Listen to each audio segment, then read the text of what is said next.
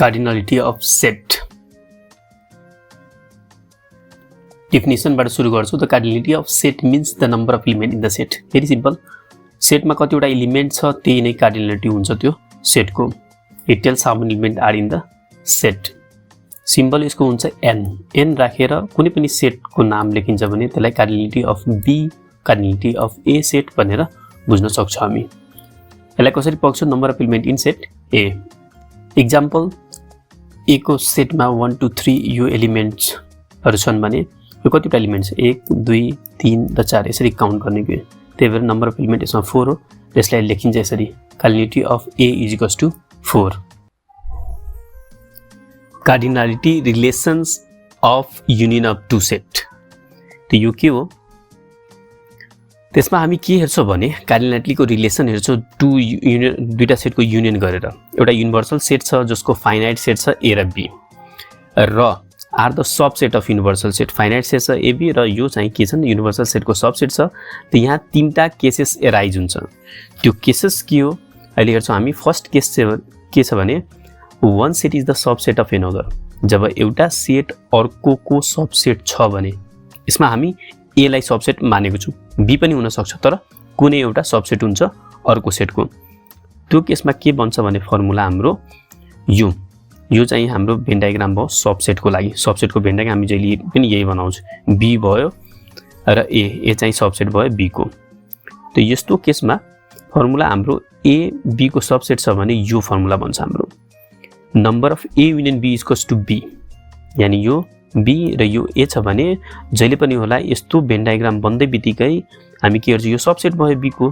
त्यही भएर number of A union B is equals to B. Number of B and number of A intersection B equals to number of A. यो formula आफै बन्न आउँछ. तर तपाई भन्नुहुन्छ यो फर्मुला मैले किन मान्ने? यसलाई प्रुभ गरेर देखाउनुस् कि वास्तवमा number of A union B is equals to number of B हुन्छ र number of intersection B is equals to number of A हुन्छ भन्ने चीज मलाई प्रमाणित गरेर देखाउनुस्.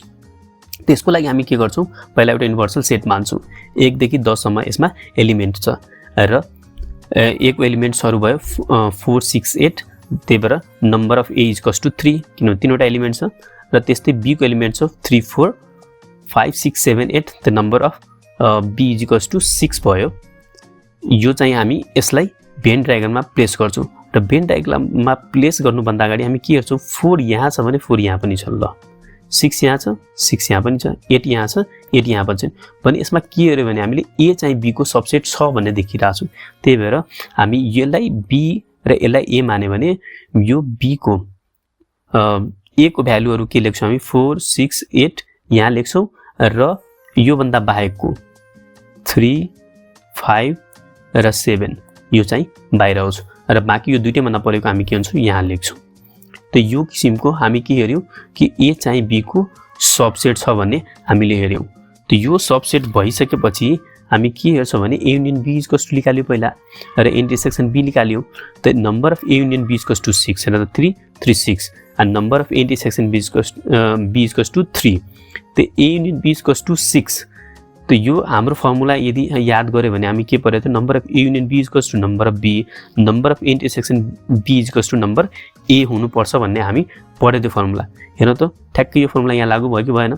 त number of A union B equals to 6 is equals to number of B. यानी 6 बराबर B छ भने हामी त्यही भएर 6 is equals to number B लेख्दियौ. त्यस्तै number of A intersection B equals to 3.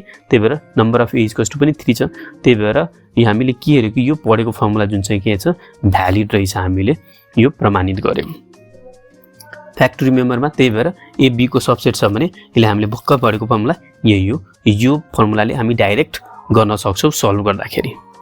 त्यस्तै अर्को के बन्न जान्छ A यदि B को सबसेट छ भने एउटा सेट यदि B को अर्कोको सबसेट छ भने A intersection B has a maximum value whereas number of A union B has minimum value. अब यो के हो भन्ने हाम्रो दिमागमा क्वेशन आउँछ.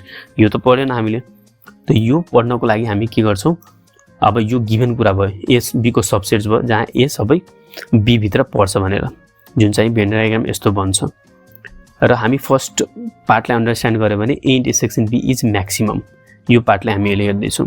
म्याक्सिमम कति बेला रे A जब B को सबसेट छ भने त म्याक्सिमम किन हुन्छ किनभने the common elements of A and B are equals to all elements of A. इन्टरसेक्सनको पार्ट सबै कहाँ छ? ए मा छ। त्यही भएर intersection B equals to A, therefore a number of intersection b equals to number of a. This is the maximum possible value because the intersection cannot have more element than a itself. अब intersection मा यो भन्दा ठुलो, अब intersection को केसमा के भइरहेको छ? सिंगल एउटा सेटै, यसलाई b यसलाई a माने सिंगल एउटा सेटै intersection मा परिरहेछ। कति बेला? जब a b को सबसेट छ भने। केस याद राख्नु, a जब b को सबसेट, कुनै पनि सेट अर्को सेटको सबसेट छ भने त्यो केसमा इन्टरसेक्सन म्याक्सिमम हुन्छ। किन म्याक्सिमम हुन्छ? किनभने एउटा सिंगल सेटै के हुन्छ? इन्टरसेक्सनमा पर्न जान्छ। अब यसलाई ओभरल्यापिङ सेटको हेल्पले बुझ्न खोज्यो भने हेर्नुस्, यो दुईटै सेट छ, यसको ओभरल्यापिङ पार्ट यानी इन्टरसेक्सन पार्ट यति मात्र छ। दुईटा सेट जोडेर यति पार्ट मात्र इन्टरसेक्सन गराउन सकिरहेछ।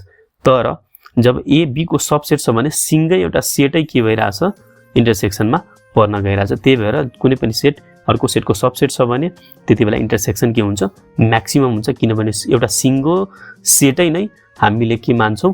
इन्टरसेक्सन मान्छौँ। दुईटैको इन्टरसेक्सन के छ? एउटा सिंगल सेटै छ।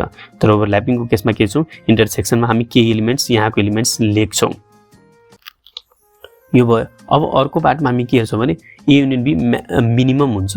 अब यो मिनिमम किन हुन्छ? Minimum union means all the elements from A and B, but since A is already inside B, adding A to B gives nothing.